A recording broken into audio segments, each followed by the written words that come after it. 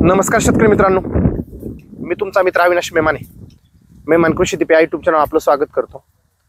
शेतकरी मित्रांनो, शेतकरी ज्यावेळेस ओपन क्षेत्रावर गुलाबाची शेती करतोय, काही शेतकरी हायब्रिड वाण लावतात तर काही शेतकरी देशी वाण लावतात। हायब्रिड वाणामध्ये तुमचा जो बोर्डी जातीचा गुलाब आहे, काही शेतकरी सोप्या लावतात, काही शेतकरी ग्लॅडिएट लावतात। खरं तर शेतकरी मित्रांनो, ओपन क्षेत्रावरची शेती म्हणजे प्रवाहाच्या विरुद्ध काम करणं, म्हणजे तुमच्या हवामान तुमच्या हातामध्ये नाही आणि प्रत्येक वेळेस तुमचा रोगकिडींचा प्रादुर्भाव वेगवेगळ्या हंगामामध्ये वेगवेगळ्या रोगकिडींचा प्रादुर्भाव होत असतो। खरं तर गुलाबामध्ये ज्यावेळेस खरड छाटणी घेतली जाते तर बऱ्याच शेतकऱ्यांना समजत नाही की बाबा गुलाबामध्ये खरड छाटणी कधी केली पाहिजे, खरड छाटणी कोणत्या महिन्यामध्ये एक्झॅक्ट केली पाहिजे, खरड छाटणी करण्याचे फायदे काय, खरड छाटणी कशी केली पाहिजे, खरड छाटणी करताना कोणकोणत्या त्याला काड्या मारल्या पाहिजेत, खरड छाटणी केल्यानंतर त्याला कोणत्या औषधांची फवारणी केली पाहिजे, कोणती जी वॉटर सोल्युबल खते, कोणती काही संजीवकांचा वापर केला पाहिजे, त्या जखमा झाल्या झाडाला त्या जखमा भरण्यासाठी कोणत्या औषधाचा वापर केला पाहिजे, अशा असंख्य प्रश्नांचा वेध आपण आजच्या व्हिडिओमध्ये घेणार आहोत। तत्पूर्वी जे शेतकरी बांधव आपल्या चॅनलवर नवीन असतील त्यांनी चॅनलला सबस्क्राईब करा, लाईक करा आणि शेअर करा, म्हणजे ज्या वेळेस मी नवीन व्हिडिओ अपलोड करेल ते सर्वप्रथम आपल्याला पाहायला मिळतील। चला तर मग सुरुवात करूया। शेतकरी मित्रांनो, गुलाबामध्ये ज्यावेळेस खरड छाटणी केली जाते तर खरड छाटणी करण्याचे फायदे काय आहेत? बरेच शेतकरी काय करतात, गुलाबामध्ये खरड छाटणी करत नाही। खरं तर गुलाबाला दरवर्षी खरड छाटणी करणं गरजेचं आहे, म्हणजे जून टू जून, म्हणजे तुम्ही जून महिन्यामध्ये खरड छाटणी करत असाल तर पुढच्या जूनमध्ये तुम्ही खरड छाटणी करणं गरजेचं असतं। बरेच शेतकरी काय करतात, 2-2 वर्ष गुलाबामध्ये खरड छाटणी करत नाही।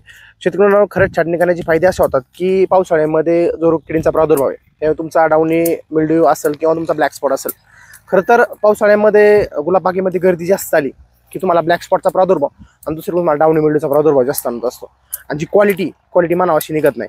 बऱ्याच वेळा असं होतं की पावसाळ्यामध्ये शेतकऱ्यांना ब्लॅक स्पॉट आणि डाउनी मिल्ड्यू हा कव्हर होत नाही, त्याचं एकमेव कारण की बागेमध्ये स्वच्छता नाही आणि दुसरी गोष्ट बरेच शेतकरी गुलाबामध्ये खरड छाटणी करत नाही। खरं तर गुलाबाला ज्यावेळेस तुम्ही खरड छाटणी शेतकरी मित्रांनो करणार आहे तर खरड छाटणी करताना 2 ते 3 गोष्टी तुम्हाला ध्यानात घेणं गरजेचं आहे किंवा काळजी घेणं गरजेचं आहे। खरड छाटणी करताना पेन्सिल काडी कट करायची। आता पेन्सिल काडी म्हणजे काय, मी स्क्रीनवर दाखवल्याप्रमाणे ज्या छोट्या छोट्या कवळ्या फांद्या आहेत त्याला पेन्सिल काडी म्हणतात आणि जी जाड फांदी आहे या जाड फांद्या कट करायची नाही। जर तुम्ही जाड फांदी कट केली तर तुमचा प्लॉट डायबॅकवर जाण्याचे चान्सेस त्यामध्ये जास्त असतात। बरेच शेतकरी काय करतात, गुलाबामध्ये ज्या जाड फांद्या खाली कट करतात, मग कालांतराने जो बाग आहे हा बाग तुमचा डायबॅकवर जात असतो। खरं तर पेन्सिल काडीतनं जी फुटे निघतात ही फुटे चांगली निघत असतात। शेतकरी मित्रांनो, हा आपला घरचा प्लॉट आहे गुलाबाचा आणि हा दुसऱ्या वर्षाला लागला, म्हणजे 1 वर्ष कंप्लीट झाले आणि दुसऱ्या वर्षामध्ये चालू झाले। खरं तर 5 जुलैला या प्लॉटची लागवड झाली, 5 जुलै 2024 मध्ये।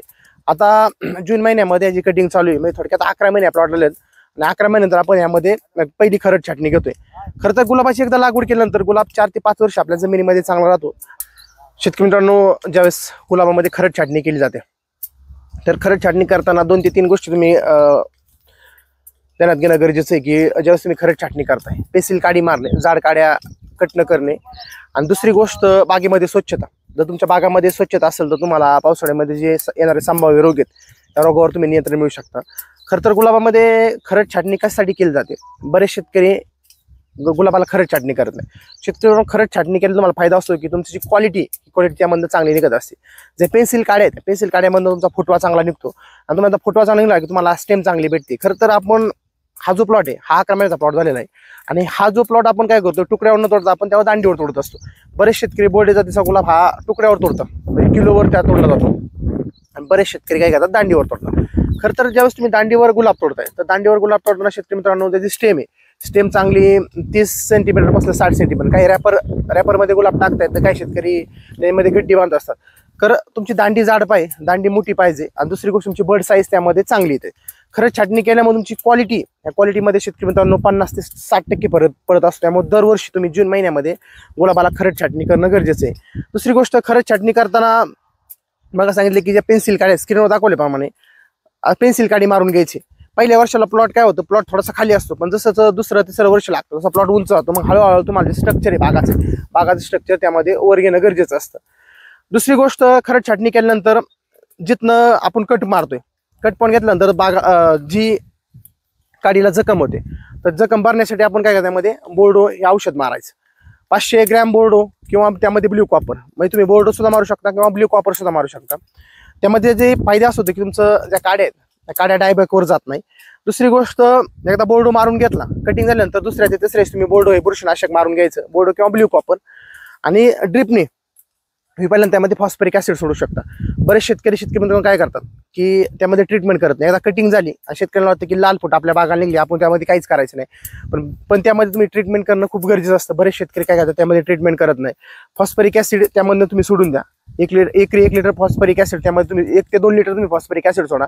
चांगल्या कंपनीचं असेल तर फर्टिस कंपनीचा इम्पॅक्ट म्हणून एक प्रोडक्ट येतो, अतिशय सुंदर रिझल्ट आहे त्या इम्पॅक्टचे. 1 लिटर याप्रमाणे 200 लिटर पाणी करायचं आणि तुम्ही ड्रिपने ते सोडून द्यायचे, जेणेकरून तुमची ड्रिपसुद्धा चॉकअप निघेल. आणि दुसरी गोष्ट तुमची मुळी, ही मुळी तुमची आता अन्नद्रव्य आपटेक करायला त्यामध्ये मदत करते. दुसरी गोष्ट, तुम्हाला चांगला फुटवा पाहिजे असेल, चांगला बुडातनं किंवा मदरमधून चांगले तुम्हाला फुटवे काढायचे असतील तर त्यामध्ये तुम्ही सदाबहार फ्लावर स्पेशल किटचा वापर करू शकता. भूमी ॲग्रो लाईफसन जे प्रोडक्ट आहे सदाबहार फ्लावर स्पेशल किट, एकरी 2 किट याप्रमाणे तुम्ही त्यामध्ये ड्रिपने सोडू शकता. 200 लिटर पाणी करायचं, 2 किट एकत्र करायचे सगळे आणि तुम्ही ड्रिपने सोडा.